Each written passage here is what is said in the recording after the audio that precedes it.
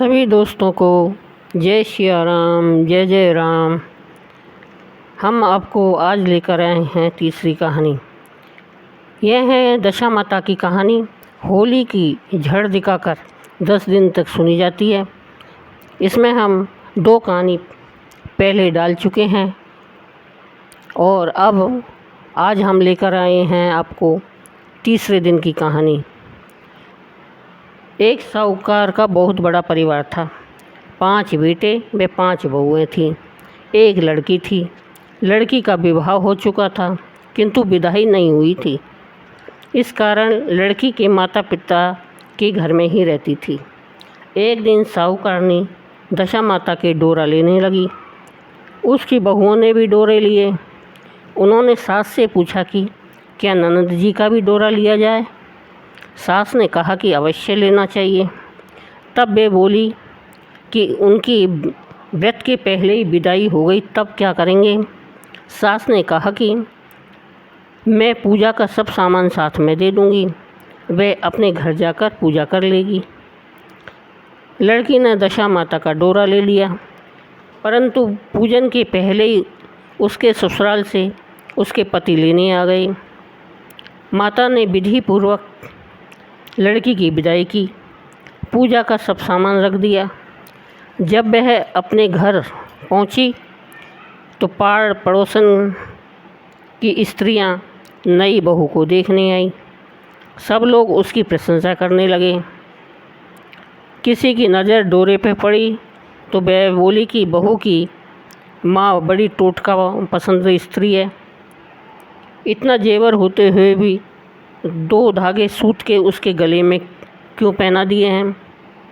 सास ननद देवरानी जिठानी घर की सभी स्त्रियां बैठी तो उसी डोरे की सभी ने निंदा की। बहू का भी जी उब गया। तब उसने डोरे को तोड़कर जलती हुई भट्टी में डाल दिया। डोरे में आग लगते ही उसके सारे घर में आग लग गई। सब अपने अपने प्राण लेकर भागे। उस जलते घर में वही स्त्री पुरुष दोनों रह गए। दोनों जने भी गांव छोड़कर चल दिए। आगे स्त्री, पीछे उसका पति। दोनों चलते चलते उस गांव में पहुँचे जहाँ की वह बेटी थी, यानी अपने मायके में पहुँचे। उसने अपने पति से कहा कि जब तक कोई जीविका नहीं है तब तक तुम भाड़ झोंक कर पेट भरो, मैं भी मजदूरी करती हूँ। पति भाड़ झोंकने लगा और स्त्री एक कुएं पर जा बैठी। उस कुएं पर सारे गांव की स्त्रियां पानी भरने आती थी। उस लड़की की भावज भी आई और उसे वहाँ बेहाल बैठी देखकर बोली, बहन तुम किस भले घर की मालूम होती हो, कैसे बैठी हो, किसी के यहाँ काम करोगी। लड़की बोली, अवश्य, परंतु न तो नीचा काम करूँगी और न खराब खाना खाऊंगी। बड़ी भावज बोली कि हमारे घर में तुम्हारे लिए नीच काम है ही नहीं। जब से हमारी ननद ससुराल चली गई है तब से हमारे बच्चे हैरान हैं, तुम उन्हीं को खिलाती रहना।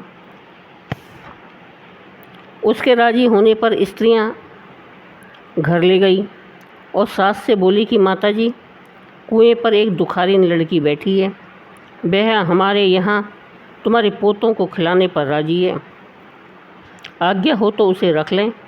सास ने कहा कि खुशी से रख लो।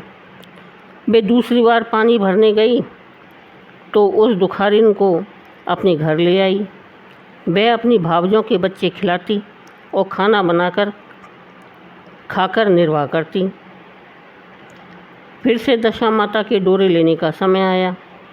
सास ने कहा कि जब वह घर में रहती है उसे भी डोरा लेना चाहिए। तब बहुओं ने कहा कि ननद जी का डोरा लिया था, आखिर पूजा नहीं हो पाई और उनकी विदाई हो गई। अब दुखारिन को डोरा लिवाती हो। यदि पूजा होने के पहले ही यह भी चली गई तो तब क्या होगा। सास बोली कि अब क्या हानि है, यह जहाँ भी रहेगी पूजा कर लेगी। तब दुखारिन ने भी दशा रानी का डोरा ले लिया। 9 दिन तक कथा कहानी होती रही।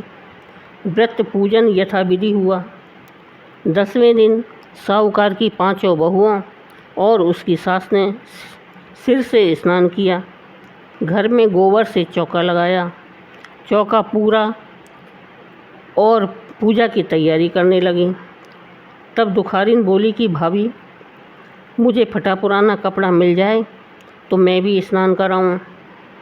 तब बहुओं ने सास से पूछा कि हमारे पास ननद जी की साड़ी रखी है, कहो तो इसे दे दें। सास ने कहा कि दे दो। अपनी पुरानी साड़ी देखकर दुखारिन स्नान करने गई। उसने सिर से स्नान करके साड़ी पहनी और गीले बाल बिखराए हुए घर आई। यहाँ पूजा आरंभ हो गई थी। वे ज्यों ही पूजा में आकर बैठी, एक भावज ने कहा, साक्षात ननद की तरह लगती हैं। इस पर सास ने नाराज़ होकर कहा कि चुप रहो, मुझे कथा कह लेने दो। तुम्हारी बातों से मैं कथा भूल जाती हूँ। बहुएं चुप हो गई। फिर दुखारिन समेत घर की सब स्त्रियों ने पारना किया। फिर सब एक दूसरे के सिर को गूंथने लगी। एक ने दुखारिन से कहा कि मैं तेरा सिर गूंथ दूँ। सिर गूंथते हुए बोली कि जैसी गूंथ इसके सिर में है वैसी ही गूंथ हमारी ननद के सिर में थी। इस पर साहूकारनी बोली कि मेरी लड़की तो अपने ससुराल में सुख से रह रही होगी, उसकी तुम कहाँ इस दुखारिन से तुलना करती हो। सास ने बहू को डांट दिया, परंतु उसकी बात उसके मन में भी लग गई।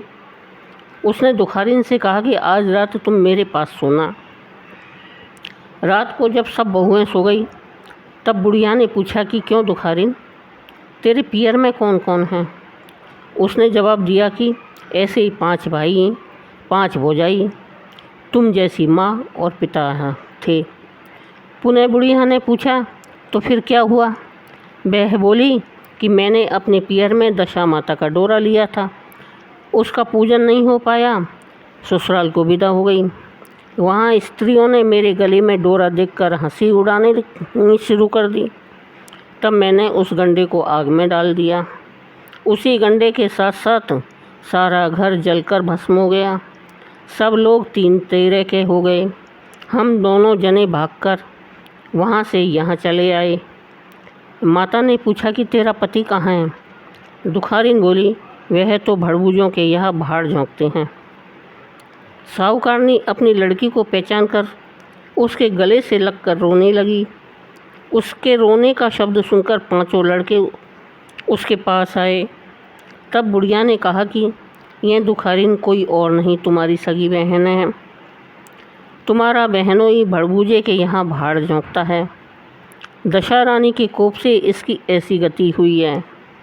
सवेरा होते ही 5 भाई भड़बूजे के घर गए और जैसे तैसे दामाद को घर लाए। उन्होंने उसे स्नान कराया और उत्तम वस्त्र पहनाए। कुछ दिनों बाद उन्होंने दुखारिन को उसके साथ विदा किया। दुखारिन अपनी दशा पर विचार करती हुई जब ससुराल जा रही थी, तब मार्ग में उसे एक नदी मिली, जहाँ कुछ अप्सराएं नहा कर दशा रानी का गंडा ले रही थी। उनके पास एक गंडा अधिक था। उनमें से एक ने डोली के पास जाकर पता लगाया और दुखारिन को वह डोरा झिला दिया। जब दुखारिन घर पहुंची, तब उसकी सास और देवरानी जेठानी सब उसकी बाट देख रहे थे। दुखारिन ने कहा कि तुम लोगों ने पहले दशा रानी के डोरे की निंदा की थी, इसलिए सबका बिछोह हुआ और घर का धन धान्य स्वाहा हो गया। अब की बार कोई गंडे की चर्चा न करना। सबने खुशी से उसकी बात मान ली। 9 दिन कथा कहानियाँ हुई। 10वें दिन विधि से गंडे की पूजा हुई।